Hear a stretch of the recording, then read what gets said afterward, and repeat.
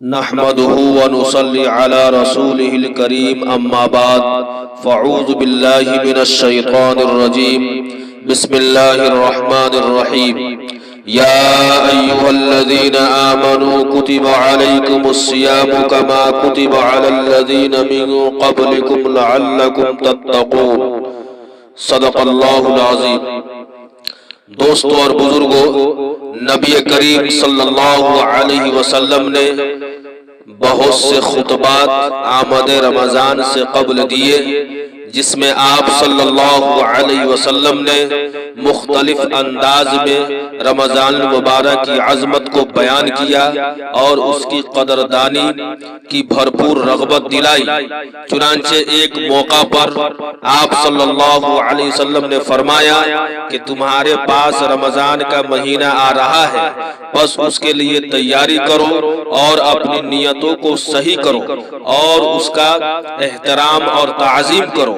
اس لیے کہ اس مہینہ کا احترام اللہ تعالیٰ کے نزدیک بہت عظیم احترام والی چیزوں میں سے ہے، لہذا اس کی بے حرمتی مت کرو، اس لیے کہ اس مہینہ میں نیکیوں اور برائیوں دونوں کی جزا و سزا میں اضافہ کر دیا جاتا ہے۔ نبی کریم صلی اللہ علیہ وسلم نے اس میں احترام رمضان کی شدید ضرورت کو بیان کیا۔ ہمارے ذہنوں میں یہ بات تو ہے کہ اس میں نیکیوں کا اجر و ثواب بڑھا دیا جاتا ہے، لیکن یہ بھی ایک حقیقت ہے کہ اس عظیم مہینہ میں اگر نافرمانی کی جائے اور شریعت کی تعلیمات کی مخالفت کی جائے تو سزا میں بھی اضافہ ہو جاتا ہے۔ اس طرح نبی کریم صلی اللہ علیہ وسلم نے انسانوں کو اپنے اعمال کی فکر میں رہنے اور بے احترامی والے کاموں سے احتراز کرنے کی تاکید کی ہے۔ دوستو اور بزرگوں، رمضان المبارک کا استقبال اور اس کی آمد سے قبل اس کی حقیقی تیاریوں کا اہتمام بزرگان دین میں خاص طور پر پایا جاتا تھا۔ نبی کریم صلی اللہ علیہ وسلم نے جس انداز میں صحابہ کرام رضی اللہ عنہم کے ذوق اور جذبات کو پروان چڑھایا، اس کے اثرات امت میں پے در پے منتقل ہوتے گئے اور امت کے صلحاء اور اتقیاء نے اپنے ظرف کے مطابق اس مبارک مہینے کی قدردانی کر کے ایک عملی نمونہ انسانوں کو دیا۔ آمد رمضان سے پہلے ہی وہ اپنی ذمہ داریوں کا جائزہ لے کر اپنے اوقات کو فارغ کر لیتے تاکہ زیادہ سے زیادہ عبادات میں گزارے اور پورے شوق و انہماک کے ساتھ اعمال کو انجام دیا جا سکے۔ دوستو اور بزرگوں، شیخ الحدیث مولانا زکریا رحمت اللہ علیہ لکھتے ہیں کہ حضرت مولانا شاہ عبد الرحیم رائے پوری کہ یہاں تو رمضان المبارک کا مہینہ دن و رات تلاوت ہی کا ہوتا تھا کہ اس میں ڈاک بھی بند اور ملاقات بھی ذرا گوارا نہ تھی۔ بعض مخصوص خدام کو صرف اتنی اجازت تھی کہ تراویح کے بعد اتنی دیر سادی چائے کے ایک دو فنجان نوش فرمائیں، اتنی دیر حاضر خدمت ہو جایا کرے۔ دوستو اور بزرگوں، شیخ الہند مولانا محمود حسن رحمت اللہ علیہ کے بارے میں نقل فرماتے ہیں کہ رمضان المبارک میں مولانا کی خاص حالت ہوتی تھی اور دن رات عبادت خداوندی کے سوا کوئی کام ہی نہ ہوتا۔ دن کو لیٹتے اور آرام فرماتے، لیکن رات کا اکثر حصہ بلکہ تمام رات قرآن مجید سننے میں گزار دیتے۔ ماضی قریب کے اکثر بزرگان دین اور اکابرین کی رمضان المبارک میں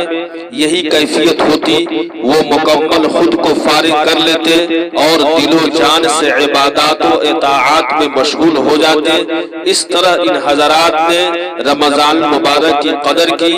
اور نیکیوں سے دامن بھرا اور انعامات کے حقدار بن کر دنیا سے رخصت ہوئے۔ دوستو اور بزرگوں، استقبال رمضان صرف یہی نہیں ہے کہ جلسے سن لے اور کچھ بیانات میں شرکت ہو گئی، بلکہ رمضان مبارک کا حقیقی استقبال یہ ہے کہ اس آنے والے مبارک مہینے کے لیے اپنے روز کے نظام العمل میں کچھ تبدیلی لائے، مصروفیات اور مشغولیات سے وقت کو فارغ کرنے کا نظم بنائے، کیونکہ دنیا میں کوئی کام بغیر نظام العمل کے بحسن و خوبی پائے تکمیل کو نہیں پہنچتا، تو عبادت کے نظام نظم و ضبط کے بغیر کیسے قابو میں آ سکتا ہے؟ اس لیے اس کے واسطے ہر مسلمان کو رمضان المبارک کی آمد سے قبل ہی اپنے معمولات کا جائزہ لینا ضروری ہے اور لا یعنی فضول کاموں سے اجتناب کرتے ہوئے رمضان المبارک کا نظام العمل ترتیب دینا چاہیے، تاکہ سلیقہ و سہولت کے ساتھ وقت کی رعایت و پابندی کے ساتھ رمضان المبارک کو گزارا جائے اور عبادتیں انجام دی جائے۔ حضرت مولانا محمد تقی عثمانی مدظ اللہ العالی فرماتے ہیں کہ میرے والد ماجد صاحب حضرت مفتی شفیع صاحب رحمت اللہ علیہ فرمایا کرتے تھے کہ رمضان کا استقبال اور اس کی تیاری یہ ہے کہ انسان پہلے یہ سوچے کہ میں اپنے روز مرہ کے کاموں میں سے مثلا تجارت، ملازمت، زراعت وغیرہ کے کاموں میں سے کن کن کاموں کو مؤخر کر سکتا ہوں ان کو مؤخر کر دیں، اور پھر ان کاموں سے جو وقت فارغ ہو اس کو عبادت میں صرف کریں۔ اس طرح اگر رمضان المبارک کا استقبال ہو تو پھر واقعی ہر مومن نیکیوں کو سمیٹنے اور اعمال کو انجام دینے میں اس قدر مصروف ہوگا کہ اسے بیکار اور لا یعنی امور میں پڑنے اور وقت کو غیر ضروری چیزوں میں ضائع کرنے کا موقع ہی نہیں ملے گا۔ دوستوں اور بزرگوں، رمضان المبارک کی قدر و منزلت اور اس کے استقبال سے متعلق چند باتیں ذکر کی گئی۔ اصل یہ ہے کہ ہمیں اس بارے میں فکر مند ہونا چاہیے کہ آج کل جس طرح رواجی انداز میں رمضان کو خوش آمدید کہتے ہیں اور اس کی آمد پر مسرت کا اظہار کرتے ہیں، لیکن رمضان کے چند دن گزرنے بھی نہیں پاتے کہ بے احترامی اور ناقدری کا معاملہ شروع ہو جاتا ہے۔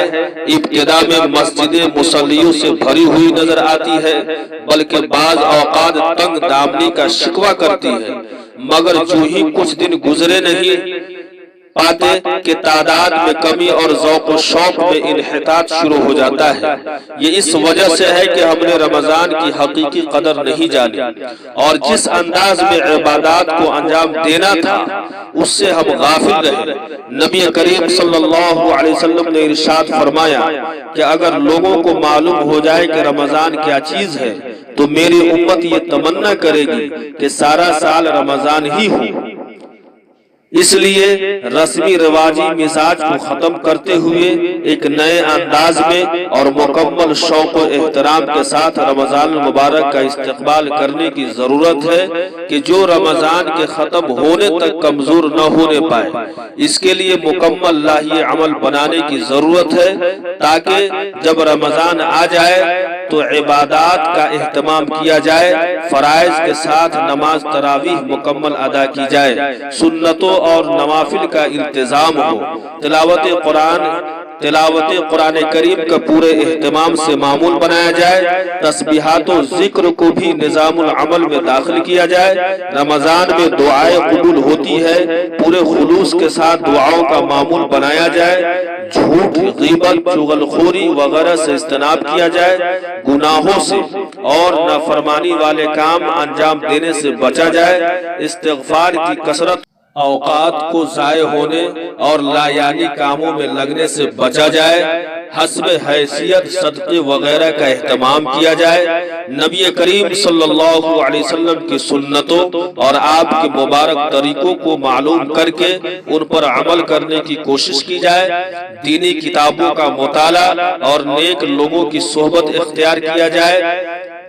ان چیزوں اور ان کے علاوہ دیگر اور بھی تعلیمات پر عمل پیرا ہونے کے جذبات کے ساتھ رمضان المبارک کا استقبال کیا جائے تو انشاءاللہ رمضان کی خیر و برکات اور اس کی سعادتوں سے ہر ایمان والا بہرہ ور ہوگا اور رمضان مسلمانوں کی زندگی کو سدھارنے کا ذریعہ بنے گا۔ یاد رکھیے کہ اللہ تعالیٰ کے جو بندے رمضان کی قدر کرتے ہیں کرتے ہوئے زندگی گزارتے ہیں وہ رحمت الہی سے اپنے دامن کو بھر لیتے ہیں اور زندگیاں انقلاب کا ذریعہ بن جاتی ہے۔ اللہ پاک ہمیں رمضان مبارک کی تیاری اور اس کی قدر کرنے کی توفیق مرحمت فرمائے۔ وآخر دعوانا الحمدللہ رب العالمین۔